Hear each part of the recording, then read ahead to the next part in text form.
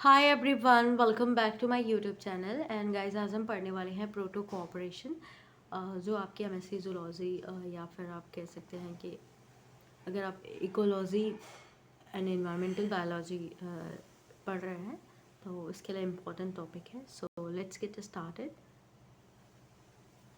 Proto-cooperation is a type of ecological interaction where both the species involved in the interaction are benefited, but the interaction is not obligatory for survival. This type of जो relation होता है या फिर we can say interaction होता है, जिसमें both जो species होते हैं और बेनिफिटेड होते हैं, यानी दोनों जो इंट्रैक्शन दो स्पीसीज़ में होता है, दो ऑर्गेनिज्म में, तो उसमें दोनों ऑर्गेनिज्म को क्या होता है, बेनिफिट मिलता है।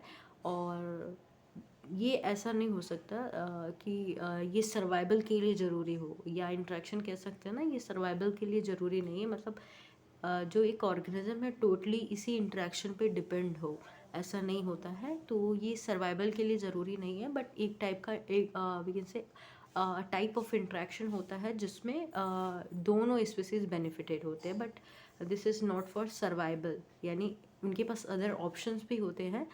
तो ये होता है इंट्रैक्शन, ठीक है। इसे प्रोटो कोऑपरेशन इंट्रैक्शन कहते हैं। The interaction between species in proto-cooperation is simply for the gain they receive from the interaction. इसमें उनको क्या एक बेनिफिट मिलता है। वो बेनिफिट क्या क्या हो सकता है हम एग्जाम्पल के थ्रू समझेंगे। The interaction is often considered a type of mutualism. Mutualism में आपका पता है म्यूचुअल शेयरिंग होती है, यानी इसमें भी दो टाइप के ऑर्गेनिज्म होते हैं जो आपस में बेनिफिटेड होते हैं, आपस में एक दूसरे के लिए बेनिफिशियल होते हैं। तो ये एक टाइप है म्यूचुअलिज्म का। Proto cooperation is a type of positive interaction where the relationship can be service. Okay, sorry, हाँ। यानी ये क्या है, एक पॉजिटिव इंटरेक्शन है, जैसे कि मैंने बताया कि दोनों ही स्पीसीज या ऑर्गेनिज्म क्या हैं, बेनिफिटेड हैं। सो जो रिलेशन होता है सर्विस होता है, यानी इसमें जैसे आपने पढ़ा हो ना, आपने पढ़ा होगा ये इसके लिए सर्विस करेगा, ये इसके लिए सर्विस करेगा, यानी दोनों ऑर्गेनिज्म एक दूसरे के लिए सर्विस करेंगे, ठीक है। और सर्विस रिसोर्स के लिए भी हो सकता है, ये रिलेशन सर्विस टू सर्विस हो सकता है, सर्विस टू रिसोर्स भी हो सकते हैं, और रिसोर्स टू रिसोर्स भी हो सकता है, यानी रिसोर्स के लिए भी हो सकता है। सर्विस एक को सर्विस प्रोवाइड करेगा और एक को रिसोर्स प्रोवाइड करेगा, या दोनों एक दूसरे को सर्विस प्रोवाइड करेंगे। तो इस टाइप का रिलेशन होता है। The interaction is mostly observe between two distinct species. ये इस टाइप का इंट्रैक्शन डिफरेंट ऑर्गेनिजम्स में भी हो सकता है, जैसे बर्ड्स में हो सकता है, एनिमल्स में बर्ड्स का जो इंट्रैक्शन हो सकता है एनिमल्स के साथ हो सकता है, तो डिस्टिंक्ट स्पीसीज के साथ भी हो सकता है। और even species from different kingdoms, आपने 5 टाइप्स ऑफ पढ़ा होगा किंगडम में, तो डिफरेंट टाइप की किंगडम के भी जो ऑर्गेनिज्म हैं उनके साथ भी हो सकता है। तो डिस्टिंक्ट डिफरेंट एनिमल्स या स्पीसीज के साथ हो सकता है। For example ants and aphids. Aphids जो होता है प्लांट्स पे रहते हैं और फ्रूट को हार्म करते हैं। तो आंट्स और एफिड्स का जो इंटरेक्शन होता है ये एक क्या है, प्रोटो कोऑपरेशन। और कैटल आपने पढ़ा होगा, कैटल एरग्रेट एंड एनिमल्स का भी होता है। तो आपने पढ़ा होगा बेफेलो के ऊपर या कैटल के ऊपर आपने देखा होगा कि जो पिजन है, क्रो है, बैठते हैं।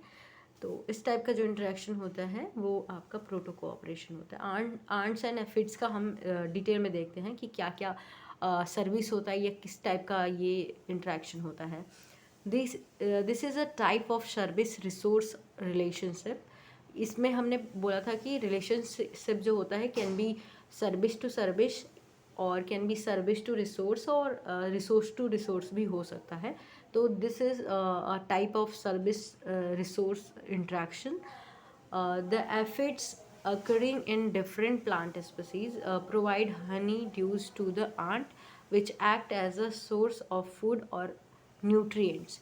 तो मतलब जो ये एफिड्स होते हैं डिफरेंट प्लांट स्पीसीज पे रहते हैं जो कि हनी ड्यूज प्रोवाइड करते हैं आंट्स को, which act as a food और न्यूट्रिएंट्स। ठीक है, ये तो एफिड्स का हो गया। अब आंट्स का क्या होता है? The aphids might release the dews either on the stem of the plant और directly into the mouth of the aunt.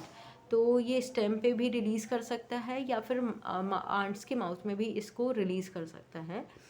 The ants in turn carry the aphids into their home at night to protect the aphids against predators. अब ये जो क्या करती है, ants का क्या करती है, सर्विस प्रोवाइड करती है, जबकि जो एफिड्स था वो रिसोर्स प्रोवाइड कर रहा था, फूड प्रोवाइड कर रहा था। लेकिन ये आंट्स जो हैं इसको क्या करती है, नाइट के टाइम पे अपने जो होम है उसमें लेके जाती है प्रोटेक्ट करने के लिए from predators. They then bring them back to the stem in the morning, और फिर ये मॉर्निंग में इसको स्टेम के पास लेके आती हैं। In this case, the ants provide service in the form of protection, whereas the aphid provide a resource in the form of food. Okay, I hope आपको ये जो point है clear हो गया होगा।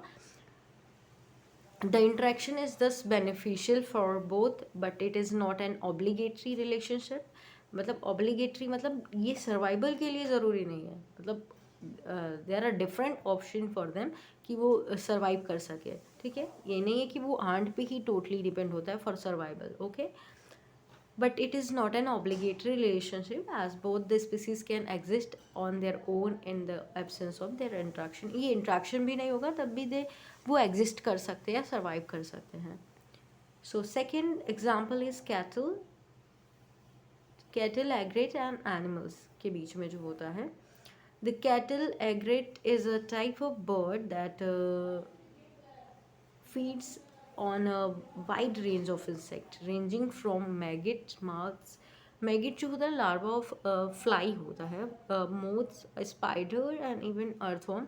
तो बेसिकली ये इन पे फीड करते हैं। जो कैटल एग्रेट बर्ड्स होती हैं जो उसके बैक पे या पीठ पे बैठ के फीड करती हैं इंसेक्ट पे, जैसे कि मैगट्स हो गया, मॉथ्स हो गए, स्पाइडर एंड इवन अर्थवर्म, जो कि इस कैटल को या फिर एनिमल्स को हार्म करते हैं। These birds also capture prey present on the surface of cattle, और जो उसकी बॉडी की सरफेस पर प्रेजेंट होता है उस पर भी जो प्रे प्रेजेंट होता है उसको फीड करती हैं। The interaction helps the animal as gets rid of only external parasite of insect that might be present on their bodies. तो बेसिकली जो एक्सटर्नल पैरासाइट्स होती है जो कि एनिमल्स की बॉडी या सर्फेस पर प्रेजेंट होती है उसको क्या करते हैं, उस पर ये जो बर्ड्स होती हैं फीड करती हैं। ठीक है, और फीड करके क्या करती हैं उनको मतलब ईट कर लेंगी, फीड कर लेंगी, तो ऑब्वियसली जो बॉडी सरफेस होगी एनिमल्स की वो फ्री हो जाएगी from these insect. And both of these animals can exist on their own but the interaction benefits both of these species involve. और ये दोनों को ही क्या है, ये भी क्या है, एक टाइप का हम कह सकते हैं सर्विस रिसोर्स ही है। बिकॉज जो एनिमल है या फिर कैटल है उसकी जो बॉडी सरफेस पे प्रे या पैरासाइट्स हैं वो एज अ फूड की तरह काम कर रहे हैं फॉर बर्ड। एंड जो बर्ड हैं वो सर्विस कर रही हैं यानी क्लीनिंग कर रही हैं उसके बॉडी सरफेस के एनिमल के। ठीक है, सो ये इंट्रैक्शन ज़रूरी नहीं है कि सर्वाइवल के लिए, ये अपने तरीके से भी एग्जिस्ट कर सकते हैं। So this type of interaction is known as proto cooperation. I hope आपको एग्जाम्पल के थ्रू समझ आ गया होगा, और अभी तक आपने चैनल को सब्सक्राइब नहीं किया तो please do like share and subscribe. Thank you.